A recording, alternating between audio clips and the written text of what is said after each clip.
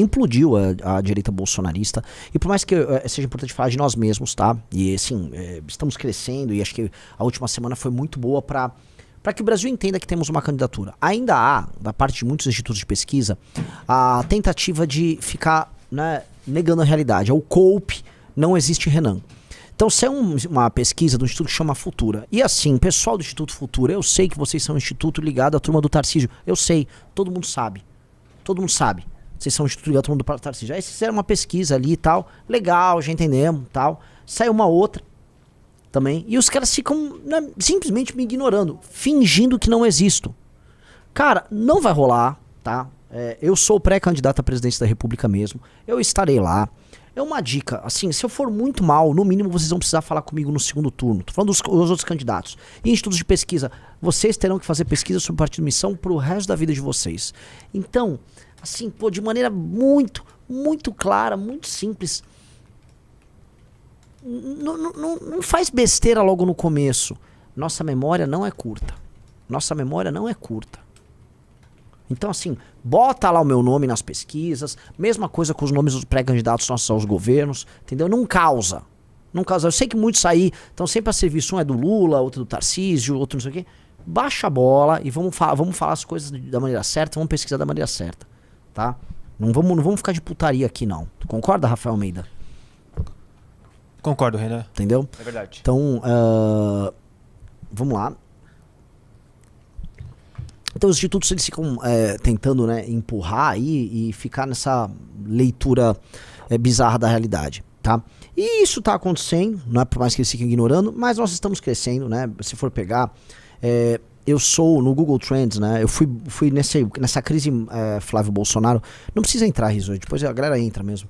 Eu fui mais pesquisado nos últimos 7 dias do que Caiado, do que Zema, do que Ratinho, do que Leite, tá? E se você tirar o governo de Minas, se você tirar da pesquisa Minas, Goiás e Paraná, que são o estado desses caras, vocês já veem que eles caem ainda muito na pesquisa. Portanto, no geral, né, tirando os próprios estados que tem notícia, tipo, Zema, aumentou a conta de luz em Minas, aumentou não sei o que pro Paraná, naturalmente isso dá um boost para eles, por vezes artificial nessas pesquisas. Então, há uma tendência de crescida minha. Entendeu? Então as coisas estão rolando, eu fico feliz. Eu acho que nós somos de fato a única alternativa séria pra gente tornar o Brasil um país sério. Não é que eu acho, eu tenho certeza absoluta. Eu acho que o fato de a gente ser jovem e juntar os melhores nomes da nossa geração, o fato de a gente ser corajoso, o fato de a gente estar topando fazer o que precisa ser feito, tá topando sacrificar as nossas próprias vidas por aquilo que a gente acredita, o fato de a gente não estar precisando ficar fazendo esse jogo de prostituta, de ter que, não, parece que o Bolsonaro tem um problema, acho que eu vou me aliar com o Flávio Bolsonaro, agora não, tipo o que esses caras estão fazendo, Tarcísio indo querer agora ir contra a família Bolsonaro, agora o Zema, né, o Zema era o maior puxa-saco que tinha da família Bolsonaro, puxa-saco dos mais baixos, eu me lembro na pandemia que precisava, né, os governadores se unirem para se opor a algumas medidas bizarras que estavam vindo do Bolsonaro na época da pandemia. O Zema ficava só jogando com o Bolsonaro ali, sempre teve essa postura patética, dado que seus financiadores, né, maiormente o Salim Matar lá da Localiza, era ele próprio um bolsonarista doente, né? Então ele tinha essa postura, agora ele não quer ficar com o Bolsonaro. Eu acho isso uma coisa horrorosa. Eu acho uma coisa horrorosa, e a gente não faz isso. A gente foi contra o Bolsonaro no auge do Bolsonaro. Quase fechamos as portas. Então eu tô muito tranquilo pra falar, não tô com o Flávio Bolsonaro, eu vou me opor ao Flávio Bolsonaro, assim como eu vou destruir o Lula. Eu vou destruir o Lula. E eu falo isso tranquilo. Vocês não, vocês têm que ficar nesse jogo. O nome é jogo de puta. É um jogo de bastidor, é um jogo de mentiras, de fingição. A gente tem que tirar foto junto com o cara dando um sorriso enquanto você tá tentando esfaquear os outros. Eu não consigo aceitar esse tipo de coisa. Política não tem que ser assim. Vocês naturalizaram, tá? E você que tá me assistindo, que política tem que ser esse jogo de fingição. Um permanente jogo em que, não, esse sujeito tá sendo político, ele tá falando A, mas no fundo ele tá querendo dizer B. Eu não quero fazer política assim. Eu quero falar A e fazer A.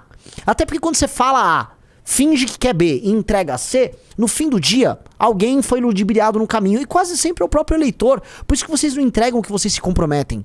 Eu quero falar A e fazer A. Esse é o jogo. Eu quero ser o mais direto possível. Mas Renan, mas esse não tá sendo político. Tô sendo político, porque eu tô fazendo todas as outras coisas que eles não fazem. Ter um partido político me permite estar pré-candidato às eleições. Ter partido político me permite estar estruturado. Ter o meu próprio programa político, Livro Amarelo, a revista Valete, todo mês um assunto diferente na revista Valete. Tudo isso faz as pessoas crescerem, estudarem. As pessoas sabem o que a gente pensa. As pessoas sabem o que a gente discute aqui dentro. O papo aqui é outro. A gente é estruturado de verdade, então isso permite que a gente não fique fingindo pra vocês. Porque não tem como eu fingir um negócio e eu quero falar, mas pera um pouquinho, vocês estão discutindo tais coisas aí na Valete. Durante 2 anos de revista Valete eu escrevi pra todas as edições. Só esse ano que o trabalho começou a apertar, eu não tive tempo de escrever. Quero voltar a escrever, mas não tô tendo tempo. Não consigo sentar e escrever e montar um texto. Mas tem coisas minhas lá, tem vídeos meus todos os dias, por anos a fio. Tem vídeos do Arthur, do Kim. Todo mundo sabe o que a gente pensa, todo mundo sabe o que dói na gente. Então, política não tem que ser esse jogo de fingição. Essas pessoas são muito fingidas. Por que tudo tem que ser dissimulado? Veja, eu gravei um vídeo hoje sobre o Nicolas. E tem a ver isso. O Nicolas, cara, pô, o que o Nicolas está fazendo com o Bolsonaro é coisa de canalha. Eu não gosto do Bolsonaro. Gente, eu não gosto. Eu queria ver o Bolsonaro preso. O Bolsonaro tentou prender minha família. O Bolsonaro foi um governante horrível. Ele acabou com a nossa luta. O Bolsonaro é um traidor. O Bolsonaro é um cara, é um estelionatário, é um bandido de quinta, é um ladrão. O Bolsonaro é tudo isso. Agora eu falo isso, eu sempre falei e eu falava isso quando era difícil. O Nicolas Ferreira vem agora, de maneira dissimulada, ainda simulando que assim, que ele tá, eu ainda tô com o Bolsonaro, ainda gosto. Aí vem romper com a família dos caras. Quando os caras levantaram ele, quando ele ficava na pandemia rodando o Brasil, gravando vídeo com uma turma de amiguinhos, né? Enfim, né? Os novinhos do Valdemar sempre existiram, mesmo antes do Valdemar, né? Mesmo antes de estar com o Valdemar. E ali era legal ser Bolsonaro. Eu me lembro de um vídeo dele antes da campanha, às vésperas dele ser eleito deputado, que, não sei se você vai lembrar, Riso, era um vídeo assim, que ele tava numa casa, num comitê de campanha, aí ele, olha só, e o Bolsonaro aparecia numa live com ele, aí eles ficavam comemorando, que o Bolsonaro entrou na live. Você gostava disso, porque isso ajudava, né, a alimentar o teu ego de diva pop, que é isso que esse cara tem, o seu ego de influenciador, esse ego de Virgínia que você tem, né, Nicolas Ferreira. E aí fazia bem pra você, né? É isso aí. Agora tem que sair fora, porque o homem tá doente, velho, e não há momento melhor pra você dar uma facada em alguém que não consegue sequer reagir. Tá preso, velho e doente. Não consegue reagir. Então agora você mete a facada. É esse o jogo? É esse o cara que falava que o MBL não era confiável? Que o MBL traiu as pessoas porque falou mal do Bolsonaro. Um sujeito que esfaqueia o Bolsonaro, usa e esfaqueia. O Nicolas Ferreira é o pior sujeito da política brasileira. Esse cara é um porco. Esse cara é um porco. Não só ele, como todos os outros que estão esfaqueando a família Bolsonaro agora. Vocês estão esfaqueando a família Bolsonaro. E mais, vocês são os piores momentos. Porque no momento que a família Bolsonaro ela em si cometendo todos os crimes e erros, você apoiou os crimes e erros. E ficava igual a turma que tinha no início da Revolução Soviética, né? Tinha toda uma turma ligada ao Trotsky, inclusive, que ficava lá fazendo perseguição política a política dos soviéticos, pra ir atrás assim, não, esse aqui falou mal do regime. Ficavam lá indo atrás pra cancelar todo mundo, que é isso que vocês fizeram. Você ficava ganhando like, viu, denunciando, né? Era o Danilo Gentili, era o MBL, era até o bosta do Nando Moura. Ficava ali pra mostrar, eu gosto muito do Bolsonaro, tô atacando esses caras pra poder crescer. Aí agora é a sua vez de fazer isso. Você é um porco, vagabundo, é um bosta. Nicolas Ferreira é um bosta, tá? Enfim, mas tem que ficar claro, porque eu vejo isso, não consigo. Bota aí meu vídeo que vocês vão ver assim, essa argumentação, não tem o que o cara falar.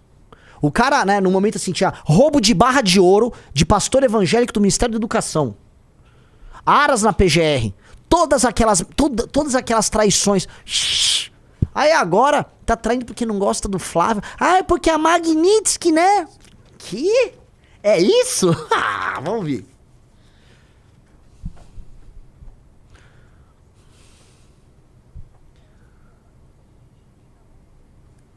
Muita gente, né? Pois é, pra Nicolas Ferreira, o MBL filho da puta. Desculpa, cara.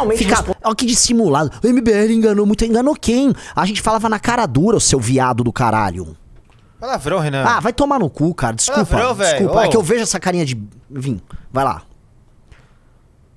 O Nicolas Ferreira sobre esses ataques que ele fez ao longo da história dele. Dá uma olhada. O PL, ele empolgou muita gente e enganou muita gente, né? Eles enganaram muita gente, né? Pois é, pra Nicolas Ferreira, o MBL é um traidor, né, um Judas, simplesmente porque ele se opôs a Jair Bolsonaro em todos os momentos que Jair Bolsonaro errou na sua história. E não foram poucos. Para Nicolas, uma ruptura com Jair Bolsonaro é um pecado imperdoável. E ele nos atacou de maneira absolutamente implacável. Agora, entretanto, é a vez do político mineiro romper com a família. E ele vem fazendo isso sistematicamente nos últimos dias. Daquele jeito mineirinho, sempre pelos cantos, nunca batendo de frente. Sua oportunidade, e oportunistas sempre estão à procura de oportunidades, surgiu agora, dado que a Magnitsky caiu e Eduardo Bolsonaro pareceu meio bobo na praça. Louco pra romper com os Bolsonaro. Ficando com o voto deles, Nicolas partiu pra cima e autorizou todo mundo a bater no Jair. Eu acho isso no mínimo curioso, Nicolas. Quando o MBL enfrentou Bolsonaro, Bolsonaro estava saudável, de pé, solto e presidente. Nós enfrentamos ele cara a cara.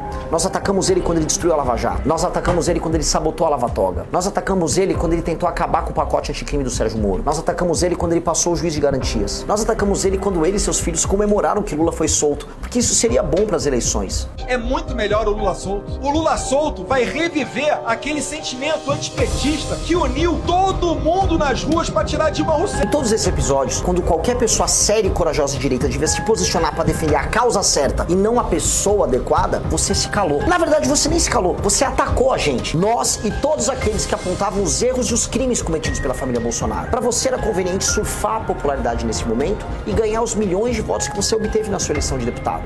Ali era muito gostoso ser bolsonarista e todos os erros e crimes cometidos pela família simplesmente eram ignorados. Agora, com a família Bolsonaro em decadência e com o Jair Bolsonaro doente e preso, olha que curioso. Aí você virou machão, agora você tem pontos de discordância, agora você quer ser independente. Isso não é atitude de homem. A atitude do covarde, do rato, é se aproveitar do momento de fraqueza do seu aliado para tentar ali ganhar o seu espaço. Tentar sair na boa do cadáver político do Bolsonaro é justamente o tipo de atitude que tem que ser denunciado. Não igual você, de maneira hipócrita, mas vindo de gente como nós, que quando a direita errou, estávamos lá apanhando de todos para falar a verdade. O fracasso da Magnitsky foi só o último episódio de uma série de traições, covardias e bobagens tocados pela família Bolsonaro. E o engraçado é que todas as outras você ignorou. Se você quiser recuperar sua honra depois de errar por tanto tempo, peça desculpas. Não faz mal a ninguém. Peça desculpas pelos erros de Bolsonaro. Peça desculpas por você ter ficado cego diante de tanta coisa errada que aconteceu. Peça desculpas pelas pessoas que foram convocadas a ficar na frente dos quartéis, a cometerem crimes e erros dos mais diversos,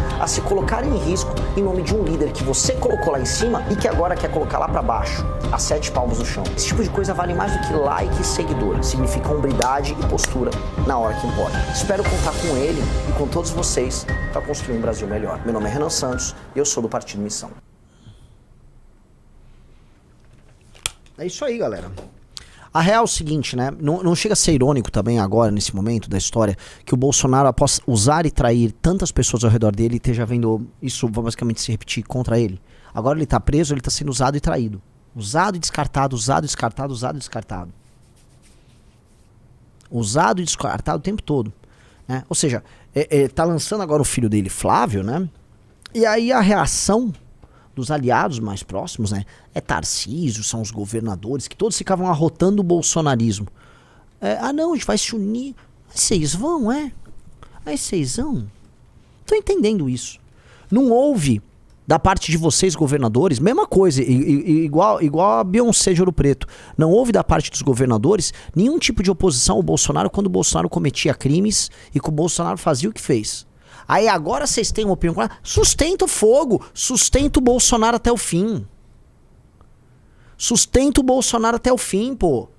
Agora nem é o pior momento, agora ele tá quieto, ele não tá falando nada. Quer dizer, quando o Bolsonaro falava as maiores atrocidades que ele falava e cometia as maiores traições e errava sem parar e usava os outros, aí vocês eram calados. Agora que o Bolsonaro não fala nada e não tem nem como falar e vocês o traem, não, cara, não. Fiel no muito, fiel no pouco. É gostoso ser fiel ao Bolsonaro no momento que o Bolsonaro é presidente. Agora, vocês têm que ser fiel ao Bolsonaro no momento que ele tá doente e preso. Essa é a regra básica da vida. Fiel no muito, fiel no pouco. Se você só é fiel no muito, você não é fiel. Você é interesseiro. Você é tipo aquelas Maria Chuteira que casa com o jogador de futebol pra pegar a grana dele. Que é isso? No fundo, boa parte daquilo que a gente chama de bolsonarismo é um bando de Maria Chuteira do Bolsonaro. Dão a perseguida ali pro capitão, né? E ganham os presentes que são os votos e os likes. Aí, ó. E cansou, perdeu dinheiro. Ó, vou pra outro, ó. Vou pra outro. Que é isso, cara? Isso aqui é muito vil. Isso é escroto. Escroto demais. Tá? É bizarro. Bizarro, bizarro. Eu volto a colocar porque assim, política não pode ser assim. Coloque uma coisa na cabeça, política não pode ser assim. E isso, né, olha só, eu não gosto quando as pessoas vêm e colocam, ai não, na esquerda eles não brigam, a esquerda tá sendo mentira, a esquerda é toda brigada. Tava vendo um vídeo ontem, engraçadíssimo, inclusive, do cara lá da Soberana, o Ian Neves, né? Que assim, tá tendo a 19ª dissidência interna não, porque nós da Soberana denunciamos o golpe interno da instituição, não sei o que. Tipo, eu acho o máximo que eles estão tomando um golpe interno num partido que não existe. E aí você entende por que assim, por que diabos dão bola pra esses caras? Não tem que dar bola, esses caras são uns bobos brincando de revolução, é um bando de idiota brincando de revolução, né? Mas aí o que eu quero dizer, né, desculpa fazer essa digressão, é que a esquerda tá ali, no fundo, se matando entre si, e é normal, briga por poder dentro da esquerda. O que eles têm, entretanto, é o seguinte, eles são fiel no pouco. Quando o Lula foi preso, e quando toda a discussão era sobre precisamos renovar a esquerda, o Ciro tá vindo aqui e tal, eles... Vamos juntar, segura a onda, fecha a defesa, fecha os escudos, pega a lança e vai, e vamos pro pau. O que os caras fizeram? Vamos perder junto, vamos perder as eleições de 2018 juntos? Ó, o Bolsonaro vai ganhar, vamos perder com a Haddad, mas vamos segurar blocado. Porque aí a gente vai virar o jogo lá na frente. E viraram o jogo. Os caras se fecharam. O bolsonarismo não se fechou ao redor do Bolsonaro. Não se fechou. E não adianta vir falar, ah não, mas o Lula nesse sentido é muito diferente do Bolsonaro. O Lula não deixou nenhuma liderança no petismo surgir. Qualquer liderança que surja é uma liderança anexa e submetida a ele, não forte o suficiente em termos de carisma para ocupar o espaço dele. Tanto que o Lula via na Marina Silva uma figura meio messiânica, cara, eles tinham um pavor ali da Marina. Ele nunca deixou nada que pudesse ocupar o espaço dele crescer. Nunca. O Haddad não ocupa definitivamente o espaço dele. Então, coloquem isso na cabeça, tá? Coloquem isso na cabeça. Então, o bloco ali da esquerda se fechou. E veja, mesmo com o espírito do tempo contrário a eles, vocês viram a vitória agora do Cast, né? A América Latina tá indo toda à direita. Tá indo toda à direita. A América do Sul, vamos botar aí, né? Que ainda tem o México. Houve vitórias bem extemporâneas da esquerda recentemente. Uruguai, México e tal. Mas, no geral, há um encaminhamento à direita na América do Sul. E, no caso do PT, eles estão segurando a onda deles. O Lula ainda é favorito para as eleições de 26. Não cravo vitória dele em nenhum momento, especialmente se for contra mim. Mas o Lula ainda é favorito para as eleições de 2026. E se ganham em 2026, eles vão ter que fazer um arranjo que é autoritário. E o próprio Zé Dirceu tá falando isso. É um arranjo de poder, um arranjo diferente. Eles vão ter que reacumular poder no braço do Poder Executivo, que é uma coisa que eu defendo, porque se eu for presidente da República, eu terei que fazer isso também, porque o Poder Executivo tem que ter capacidade de execução. O Brasil não consegue executar nada, tá muito pra trás. Só que eu temo o tipo de execução que será feita com o Lula, porque o projeto do Lula consiste em aumentar o poder de execução para aumentar o modelo de compra de votos, e ainda mais agora com essa história de quarta revolução industrial, automação, pessoas que não eram beneficiárias de bolsa, que passarão a ser, porque o emprego vai em grande parte diminuir. O PT pode ele próprio instalar esse sistema de transferência de renda, que será boa parte do futuro, infelizmente, da humanidade aí nas próximas décadas, e ele pode querer começar a construir isso, construir esse aparato e né, manter viva a lógica dele de compra de votos e dependência estatal, agora com novas pessoas, tá? Então é muito perigoso o que tá vindo aí. É uma eleição perigosíssima. Então, o PT segurou a onda e ficou de pé. O bolsonarismo tá se escangalhando.